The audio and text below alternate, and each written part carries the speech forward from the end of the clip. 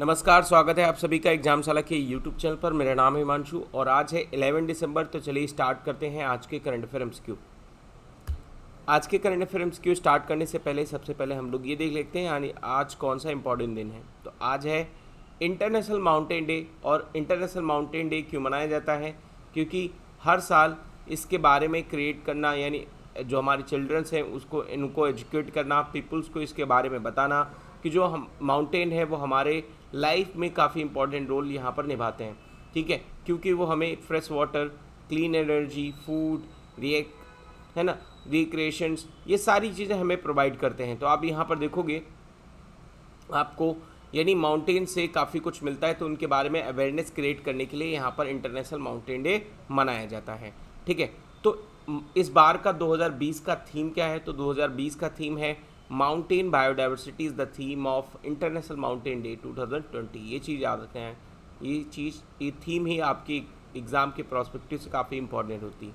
चलिए आगे बात करते हैं क्वेश्चन नंबर फर्स्ट पर। क्वेश्चन नंबर फर्स्ट में आपसे पूछा है कि अभी हाल ही में किस ऑर्गेनाइजेशन के साथ कोलैबोरेट किया है पीडब्ल्यूसी इंडिया ने युवा प्रोग्राम के लिए to up skills 300 million youth 10 years. 10 सालों में यहाँ पर स्किल जो यूथ है उनको यहाँ पर स्किल प्रोवाइड करने के लिए पीडब्ल्यूसी इंडिया ने अभी हाल ही में किस ऑर्गेनाइजेशन के साथ कोलैबोरेशन किया है? तो याद रखना है ये कोलैबोरेशन हुआ है यूनिसेफ के साथ, यानी जो यूनाइटेड नेशंस चिल्ड्रंस फंड के द्वारा यहाँ पर ये इसका यहाँ पर आप देखोगे इसका कोलैबोरेशन हुआ है। इसका मेन एम क्या होगा कि 300 मिलियंस जो इंडियन पीपल हैं उनको यहाँ पर क्या स्किल प्रोवाइड करना। हमारे यहाँ पर जो सबसे ज़्यादा लोगों की जॉब्स नहीं मिलती हैं या जॉब्स उनको प्रोवाइड नहीं होती हैं, जॉब चली जाती है, उनके पीछे एक मेन रीज़न होता है स्किल ना होना। और स्किल ना होने की वजह से इंडिया में बहुत बड़ा एक स्ट्रक्चरल अनएम्प्लॉयमेंट का प्रॉब्लम क्रिएट हो जाता है, यानी एक संरचनात्मक बेरोजगारी का प्रॉब्लम क्रिएट हो जाता है। तो इसमें ये जो प्रोग्राम है पीडब्ल्यूसी इंडिया के द्वारा जो चलाया जा रहा है ये काफ़ी अच्छा इनिशिएटिव है, जिसमें यूनिसेफ उन्हें क्या प्रोवाइड करने का, यूनिसेफ और पीडब्ल्यूसी इंडिया अगले 10 सालों में हमारे यहाँ पर 300 मिलियंस जो यूथ हैं उनको यहाँ पर स्किल्स प्रोवाइड करना। हमारे पास सबसे बड़ी यूथ पॉपुलेशन है फिर भी हम उसका फ़ायदा नहीं उठा पा रहे हैं, तो ये हमारी कमी है। चलिए आगे बात करते हैं क्वेश्चन नंबर सेकंड पर। क्वेश्चन नंबर सेकंड में आपसे पूछा है कि हाल ही में किस बैंक ने लॉन्च किया है आत्मनिर्भर वुमेन स्कीम्स? तो ये लॉन्च किया है बैंक ऑफ बड़ौदा ने। बैंक ऑफ बड़ौदा यानी आप देखोगे इसके अंदर यहाँ पर आप देखोगे इस अंदर स्कीम्स में जो लोन प्रोवाइड किया जाएगा वो बहुत ही सस्ता 0.5%। इतना सस्ता लोन यानी आप सोच नहीं सकते कि काफ़ी सस्ता लोन मिल रहा है ना, वो भी किसके लिए? वुमेन के लिए। ठीक है, तो जो वुमेन हैं और अपना काम चलाना चाहते हैं, अपनी कुछ इंडस्ट्रीज, स्मॉल इंडस्ट्रीज़ वगैरह खोलना चाहते हैं, तो इसके लिए यहाँ पर आत्मनिर्भर वुमेन स्कीम्स के अंतर्गत यहाँ पर लोन प्रोवाइड किया जा रहा है।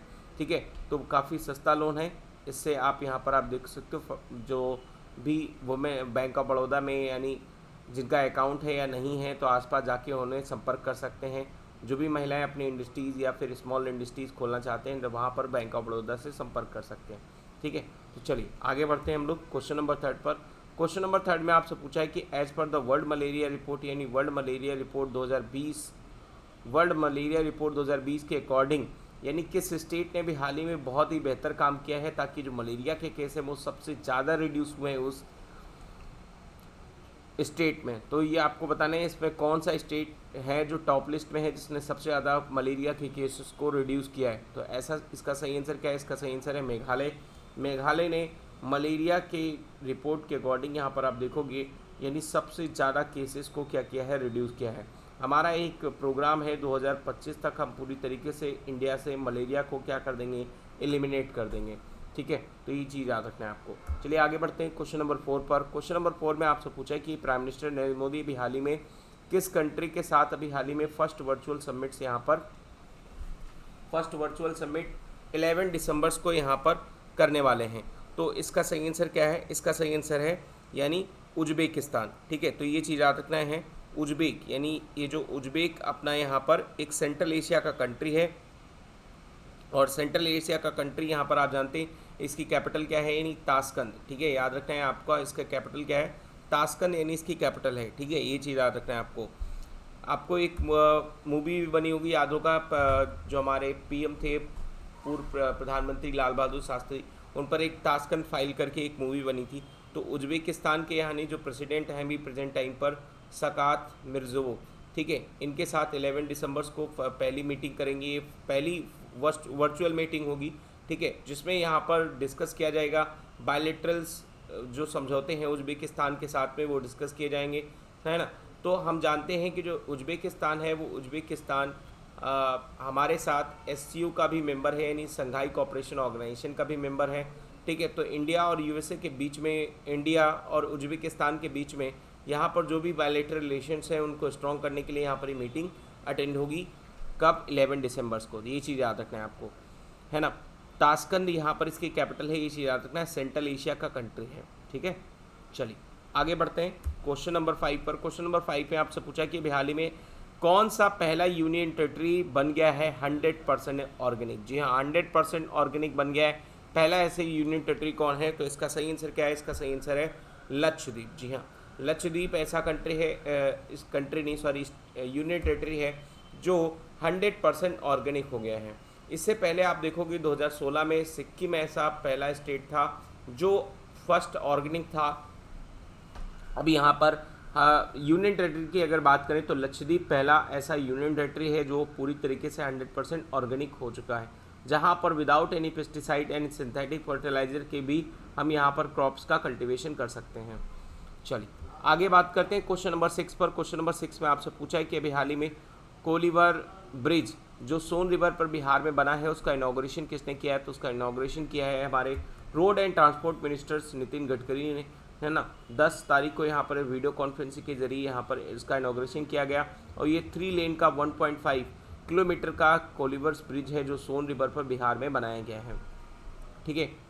चलिए आगे बढ़ते हैं क्वेश्चन नंबर 7 पर। क्वेश्चन नंबर 6 में आपसे पूछा है 7 में आपसे पूछा है कि हमारे जो डिफेंस मिनिस्टर हैं राजनाथ सिंह वो अभी हाल ही में अटेंड करेंगे। क्या अटेंड करेंगे?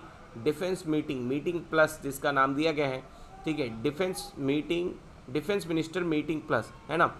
तो यहाँ पर ये किस ऑर्गेनाइजेशन की मीटिंग अटेंड करेंगे? तो इसका सही आंसर क्या है? इसका सही आंसर आसियान यानी association of south east Asian Nations, जिसमें अभी हाल ही में राजनाथ सिंह क्या करेंगे, इसके डिफेंस मिनिस्टर्स की मीटिंग होने वाली है, डिफेंस मिनिस्टर मीटिंग प्लस यानी जिसको ADMM प्लस बोलते हैं, ठीक है। तो यहाँ पर इसमें जो मेन फोकस होगा कि हम लोग फोकस करें और जो थ्रेट है हमारा बायो टेररिज्म, यानी सीधा इंडिया का जो इशारा है वो कोविड-19 को यानी ब्लेम करने पर यहाँ पर आप देखोगे कि चाइना की तरफ है, ठीक है। साथ साथ में यानी हमारी जो साइबर सिक्योरिटी है उसके बारे में भी, ठीक है। और जो इंडिया की जो पॉलिसी है यानी वसुधैव कुटुंबकम, है ना, पीस फॉर ऑल, यानी इस तरीके से यानी जो सभी के लिए पॉलिसी है उसको आसियान तक पहुंचाना। तो इंडिया और आसियान के बीच में काफ़ी अच्छा रिलेशन है। आप देखोगे कि इंडिया और आसियान यानी आसियान में जो 10 मेंबर हैं, 10 कंट्रीज़ हैं, इनके साथ में इंडिया के रिलेशंस काफ़ी अच्छे हैं। क्यों अच्छे हैं? क्योंकि यहाँ पर ये सभी कंट्री चाइना की पावर को इतनी ज़्यादा अपने ऊपर हावी नहीं होने देना चाहते, इसीलिए वो इंडिया का साथ चाहते हैं। तो इंडिया उनके साथ कंधे से कंधा मिलाकर यहाँ पर खड़ा हुआ है, ठीक है। तो आप देखोगे इंडिया और आसियान के रिलेशन अभी कुछ सालों में काफ़ी अच्छे हुए हैं। चलिए आगे बात करते हैं क्वेश्चन नंबर 8 पर। क्वेश्चन नंबर 8 में आपसे पूछा है कि हाल ही में 35,000 यहाँ पर Covid vaccine centre across the state यहाँ पर ओपन किए जाएंगे। तो किस स्टेट गवर्नमेंट ने ऐसा अनाउंसमेंट किया है? ऐसा अनाउंसमेंट किया है उत्तर प्रदेश सरकार ने। उत्तर प्रदेश सरकार ने कहा है कि हम 35,000 कोविड-19 वैक्सीन सेंटर्स यहाँ पर ओपन करेंगे और ये सारे सेंटर जो होंगे वो 24 आवर्स यानी सर्विलांस के अंतर्गत होंगे जो स्टेट अथॉरिटी हैं उनके, ठीक है। तो यहाँ पर आप देखोगे काफ़ी अच्छा इनिशिएटिव है कि कोविड-19 की जैसे ही वैक्सीन आएगी तो वहाँ पर वैक्सीन सभी को प्रोवाइड करने के लिए यानी 35,000 ये सेंटर्स होंगे जहाँ से सभी अपने वैक्सीन्स को यहाँ पर पहुँचाई जा सकती है, ठीक है। चलिए आगे बढ़ते हैं क्वेश्चन नंबर 9 पर। क्वेश्चन नंबर 9 में आपसे पूछा कि अभी हाल ही में स्कूल बैग्स पॉलिसी आई है। स्कूल बैग्स पॉलिसी में एक पॉलिसी जो एजुकेशन मिनिस्ट्री ने अभी हाल ही में रखी है कि जो हमारा बैग होता है यानी जो बैग लेकर जाते हैं स्कूल बैग, उसका वेट बहुत ज़्यादा नहीं होना चाहिए, क्योंकि स्टूडेंट्स क्या होते हैं बैग का बोझ इतना ज़्यादा हो जाता है, ठीक है। तो उसमें यहाँ पर आप देखोगे कि क्लास 1 टू यहाँ पर 10 तक उसका जो वेट है वो धीरे धीरे ऐसे वेट के अकॉर्डिंग यानी क्लासेज वाइज बढ़ाया जाए, एकदम से ज़्यादा नहीं होना चाहिए। तो यहाँ पर स्कूल बैग्स का जो वेट है वो मोर देन कितना होना चाहिए बॉडी वेट से आपको यहाँ पर बताना है, मतलब जो बॉडी वेट है आपका, ठीक है, उस बॉडी वेट से आपका यहाँ पर ज़्यादा नहीं होना चाहिए। कभी कभी ऐसा होता है ना कि जो हमारा स्कूल बैग है वो बहुत ज़्यादा हो जाता है और हमारा बॉडी वेट कम हो जाता है, तो बच्चे बहुत परेशान हो जाते हैं। तो इसका सही आंसर क्या है? इसका सही आंसर है 10% से ज़्यादा नहीं होना चाहिए। ऐसा भी हाल ही में policy on school bag 2020 union ministry of education ने रखा है। इसके अकॉर्डिंग यहाँ पर कहा है कि जो बैग्स हैं उसकी जो वेट है वो यहाँ पर रेगुलर बेसिस पे चेक की जाएगी, ठीक है, उसको मॉनिटर किया जाएगा। तो यहाँ पर प्री प्राइमरी लेवल है, उसमें कहा है क्लास 1 टू 2 के लिए यहाँ पर बॉडी वेट मतलब जो बैग का वेट है वो लगभग 1.6 केजी का होना चाहिए और 2.2 केजी का यहाँ पर, मतलब क्लास 1 के लिए इतना और क्लास 2 के लिए इतना, ठीक है। उसके बाद यहाँ पर आप देखोगे 1.7 केजी टू 2.4 केजी और 2 से 3 केजी के बीच में, यहाँ पर 4 से लगभग 5 केजी के बीच में ये क्लास आपका यहाँ पर क्लास 3rd से 5th यानी 5th तक। और उसके बाद यहाँ पर आप देखोगे कि 5 केजी से लगभग 5 केजी के क्रॉस जो वेट रहेगा वो लगभग क्लास 9 तक रहेगा। तो काफ़ी कम वेट कर दिया है, यानी ये वेट कम हो जाने से हमारे जो स्कूल के स्टूडेंट हैं उनको काफ़ी अच्छी हेल्प मिलेगी, क्योंकि वो अब बहुत ज़्यादा बोझा लाद के ले जाना नहीं पड़ेगा। और क्लास 2 तक यानी क्लास 2 तक ध्यान देना, जो बच्चे हैं उनके लिए काफ़ी अच्छा इनिशिएटिव, क्लास 2 तक उन्हें कोई भी होमवर्क नहीं दिया जाएगा। तो आराम से मस्ती करो, है ना, कोई भी दिक्कत नहीं, आराम से पढ़ो। चलिए आगे बात करते हैं क्वेश्चन नंबर 10 पर।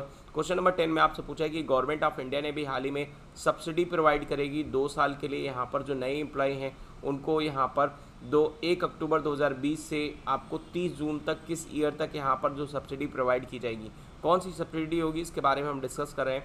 तो इसका सही आंसर क्या है? इसका सही आंसर है 2021।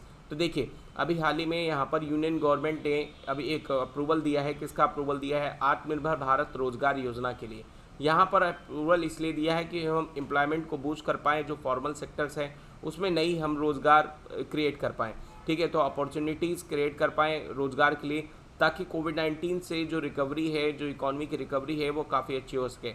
इसके लिए गवर्नमेंट ने आत्मनिर्भर भारत पैकेज 3.0 लॉन्च किया है। इसके अंतर्गत आप देखोगे गवर्नमेंट ऑफ इंडिया ने कहा है कि हम जो 12% एम्प्लॉइज़ हैं उनमें आपका यहाँ पर 12% का एम्प्लॉयर कंट्रीब्यूशन देंगे, लगभग यानी 24% वेजेस जो होगा एम्प्लॉय का वो एम्प्लॉयमेंट प्रोविडेंट फंड में यहाँ पर गवर्नमेंट ऑफ इंडिया के द्वारा दिया जाएगा, है ना। और इसके अंतर्गत आप देखोगे लगभग 1000 एम्प्लॉइज़ को 2 सालों में ये प्रोवाइड किया जाएगा जी ईपीएफ फैसिलिटी में। इसमें 12% एम्प्लॉइज़ की तरफ से और 12% एम्प्लॉयर्स की तरफ से ईपीएफ प्रोवाइड किया जाएगा। तो काफ़ी अच्छा इनिशिएटिव है। इसके अंतर्गत यानी जो हमारे एम्प्लॉय हैं और एम्प्लॉयर हैं उनको काफ़ी अच्छा मदद मिलेगा, ताकि नई जॉब यहाँ पर क्रिएट हो पाएंगी। तो आज के डिस्कशन में इतना ही। Thank you for watching. Video पसंद आया हो तो लाइक करिए, चैनल को सब्सक्राइब करिए और अपने दोस्तों के साथ शेयर करिए।